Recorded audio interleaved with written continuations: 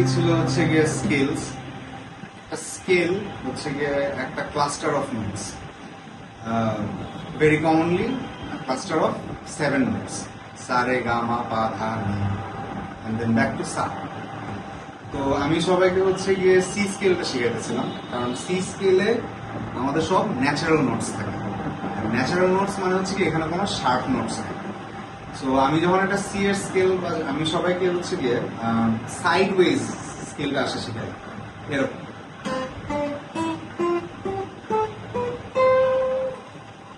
Pause this video and এই স্কেলটা এখন নিজে একটু বাজানোর চেষ্টা করেন, কারণ আমি বিলিভ করি যে মানুষের মধ্যে একটা ইন্টারনালাইজ ব্যাপার আছে, কারণ সারেগামাপা আমাদের অনেক বেশি শুনে গেছে থ্রু আওয়ার লাইফস। সো এই যে মনে করেন এই সা আর রে, এই সি আর ডি এর মধ্যে যে একটা হোল স্টেপ গ্যাপ আছে, রে আর গায়ের মধ্যে একটা হোল স্টেপ গ্যাপ আছে, আবার গা আর মার মধ্যে হইতেছে একটা হাফ স্টেপ গ্যাপ আছে। এই জিনিসটাই হইতেছে মাথার মধ্যে হিসাবটা আনা, যে কোনটার থেকে কতটুকু দূরে। এই জন্য আমরা সাইড ওয়েজ প্র্যাকটিস করি এবং একটা ফিঙ্গার দিয়ে প্র্যাকটিস করতেছি, সো দ্যাট আমরা মানে এই যে শেপ বাজায় অভ্যস্ত না হয়, যে এই 3টা আঙ্গুল এমনি এমনি এত পরপর করবে, এই মুখস্থ বিদ্যা যেন জানা হয়। এবং সেই সাথে এই স্কেলটা একবার বাজানোর পর you come back down again.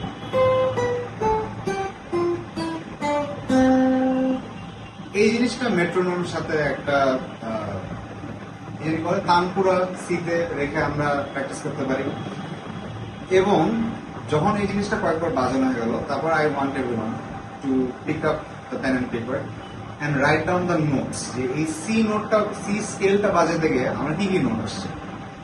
তা আপনারা তখন হিসাব করবেন যে ওকে ফাইন, বি স্ট্রিং, এটা ওপেন বাজাইলে বি, ফার্স্ট নোটটা ফ্রেটটা ধরলে সি।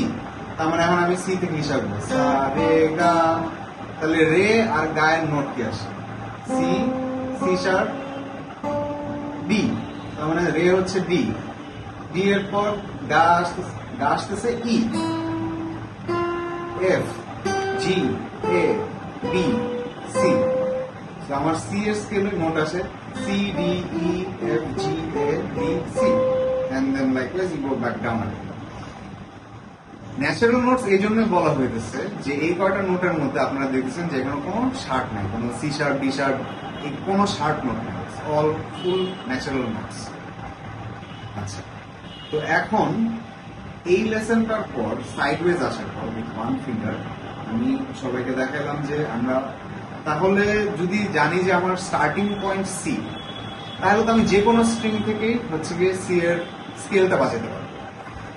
লেটস সাপোজ আমার হচ্ছে কি এ স্ট্রিং থেকে আমি সি এর স্কেল করব, তাহলে এ তে আমার সি নোট কোনটা, এ শার্প, বি, থার্ড নোট হচ্ছে সি। তাহলে আমি এখান থেকেও সেম লজিক দিয়ে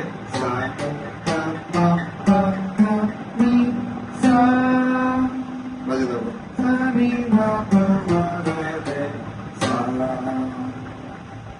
এবং সেই সাথে আমি যদি একটা র্যান্ডম নোট নিই যে আমি হচ্ছে এখন জি স্ট্রিং থেকে এই সেম কাজ করবো, জি স্ট্রিং এর সি কই, জি, জি শার্প, এ শার্প, বি, সি, তাহলে এই সি থেকে আসছে।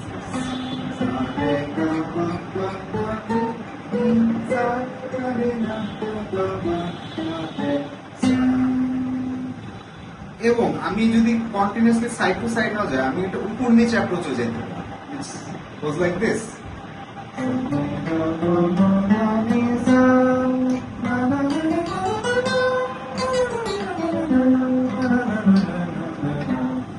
আমি এই মাত্র যা যা বাজালাম এখানে 3 ভাবে অলরেডি 3 প্যাটার্নে বাজাই ফেলছি।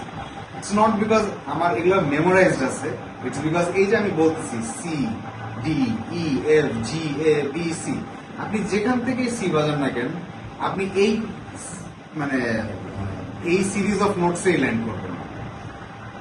সো জাস্ট ওই অ্যাওয়ারনেসটা রাখা যে আমি সি এর নোটগুলো জানি সি স্কেলের, তো আমি যেখান থেকে বাজাই না কেন it will make sense given that আমি ওই ইন্টারভ্যাল গুলো বাজাইছি।